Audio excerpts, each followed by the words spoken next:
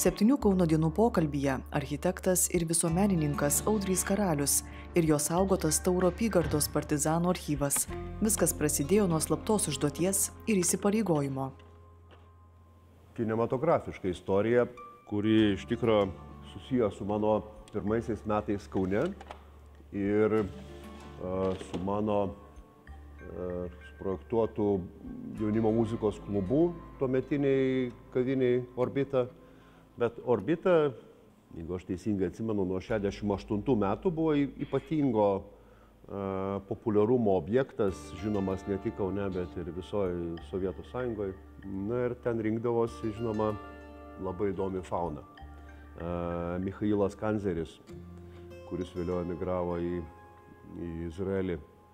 Jis buvo ašis turbūt ne tik Orbitos, bet ir viso Kauno tokio, sakykime, klubinio restoraninio gyvenimo ir tokios veiklos. Ir ten sukosi aplinkui tokios personos kaip Marina Granovskaja, Kęstutis Lūšas, Gražvydas Januškevičius, Egidijus Sipavičius, kas tik norit, Mačiulytė, Morozovaitė, kas ten dar, Petrušonis, Vytautas, žodžiu, visas 80 metų vertingiausias genofondas. Ir per mano rankas ėjo labai daug, reiškia, to gyvenimo, pogrindinio tikrąją žodžio prasme, nes ten Rusija viskas vyko. Toks Algis Šumskis, trimitininkas, jisai buvo atsakingas už garsą, už įrašus ir ten jo toks nedidelis, kaip čia pavadinus dabar, kabinetų nepavadinsi, tokia garso operatoriaus, sakysim, kambarėlis. Ir ten vyko tokia socializacija, įskaitant antitarybinę. Gavosi taip, kad aš tiesiog tapau jų tokiu, jie mane auklėjo muzikinę prasme, aš juos politinę. Ir ten mes ten galėjom 100 kartų būti susemti, nes ten tokios antitarybinės kalbos, reiškia, vaikščiodavo ir man pavykdavo juos išsprogdinti, reiškia, rimtom diskusijom. Dar iki Sąjūdžio buvo geri 2 metai, o mes jau ten buvom kelis kartus nuvertę ir Sovietų valdžią ir atkūrę Lietuvos Respubliką ir taip toliau, taip toliau. Na ir vieną kartą, reiškia, vyrukas, jisai buvo breiko šokėjas toks. Pasišiaušęs, ilgaplaukęs, su odinė striukė, su kažkokiom grandinėm, toks. Ir jisai atsinešė tokią tašę, kito žodžio nerandu, reikia vartoti žodį tašę, nes tarybinės tašės buvo jos tokios, veri tašės. Ir sako, senelis prašė, kad aš tau perduočiau. Sakau, koks senelis? Sako, nieko neklausinėk. Čia yra partizanų archyvas. Senelis yra labai silpnas, jisai greit mirs, sakė, kad reikia, kad tą archyvą perduoti teisingam žmogui. Sako, senelis sakė, kad tu žinosi, kur padėti. Nes tai yra Tauro apygardos, reiškia, partizanų, 2 rinktinių Geležinio Vilko ir Birutės rinktinės dokumentai. Paskutinis partizanas žuvo 57 metais, jau kai buvo senai likviduota apygarda. Ir taip kaip jisai patarė, paprašė, kad paslėpti iki geresnių laikų ir aš paslėpiau. Ir aš kaip tikras partizanas taip gerai paslėpiau, kad pats užmiršau kur.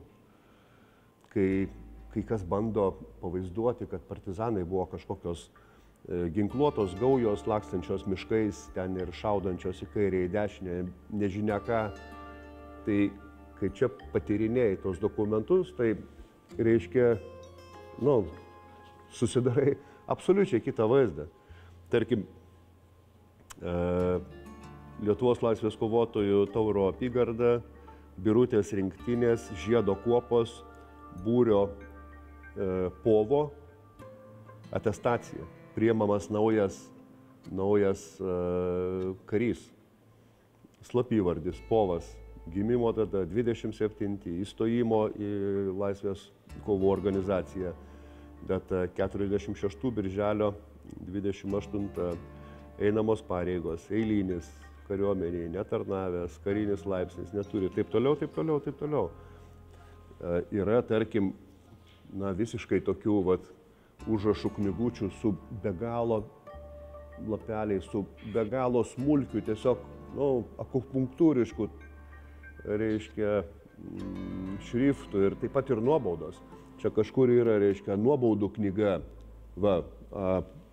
baudų knyga, reiškia, kas baudžia, kuopos vadas, kas baudžiamas, gintaras,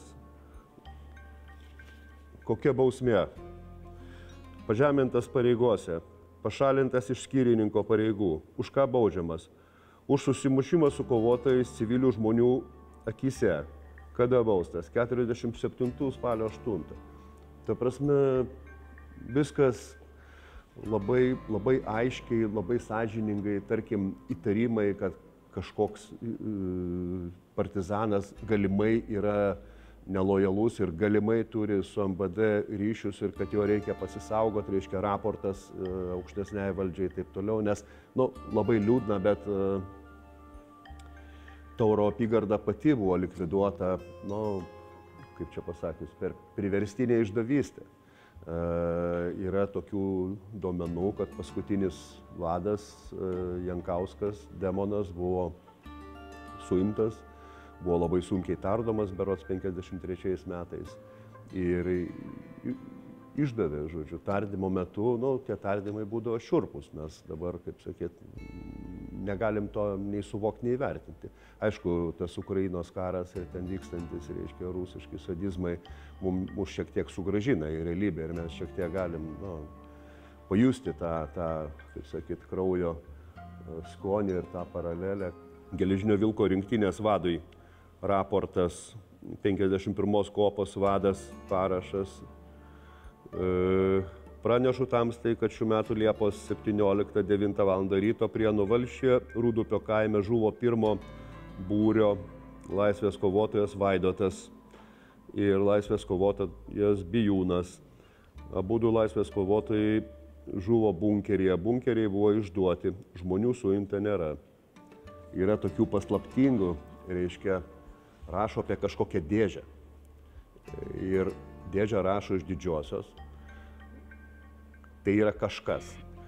Dėžę turi padaryti inžinierius iš Kauno. Ar susitikai su inžinierium? Ar jis baigia daryti dėžę? Kada mes turėsim dėžę? Siunčiu tamstai 1000 rublių. Už Liepos ir rugpjūčio mėnesį. Priedas 1000 rublių. Čia Tauro apygardos vadui, Geležinio vilko rinktinės vadas. Vat kai tyrinėjai tos dokumentus, vis tik supranti, kad mes stovim labai arti šitos teritorijos, dabar kaip niekada arti. Ir, turbūt reikia daryti maksimaliai viską, kad nereiktų sugrįžti į mišką. Kad Lietuva galėtų likti, kaip sakyti, miesto Lietuva. Stiklinių vitrinų, o ne žeminių. Bet tas viskas labai arti.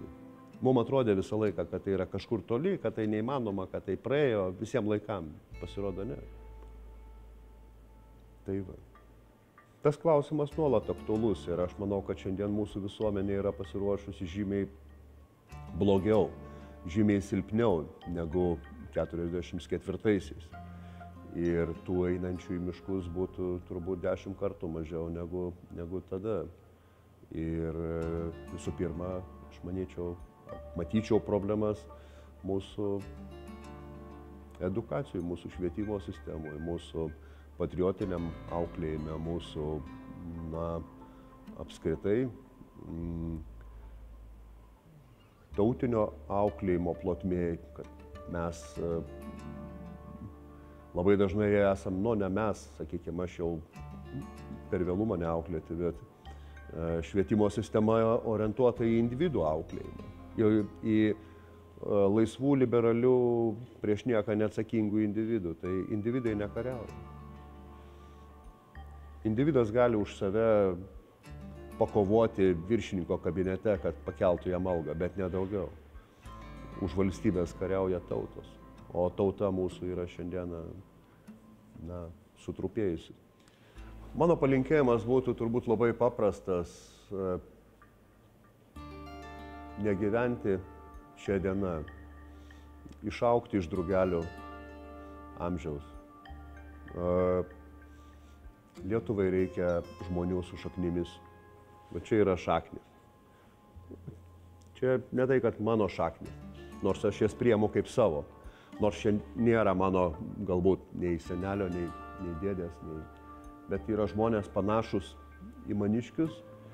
Ir aš manau, kad tai yra terpė, tie dokumentai, ta partizaniška kultūra, ta partizaniška praeitis ir tas partizaniškas mentalitetas, kuris šiandien reikalingas, atsparumas prieš išorę ir galvojimas ne tik apie save, bet ir apie savo tautą. Vienas pusrutulis lai sukasi mūsų galvose apie save, apie individą, apie nepakartojamą individą. O kitas pusrutulis lai sukasi apie mūsų tautą, kuri yra viena seniausių pasaulio tautų ir viena iš tikro labiausiai vertų išlikti, gyventi ir klestėti.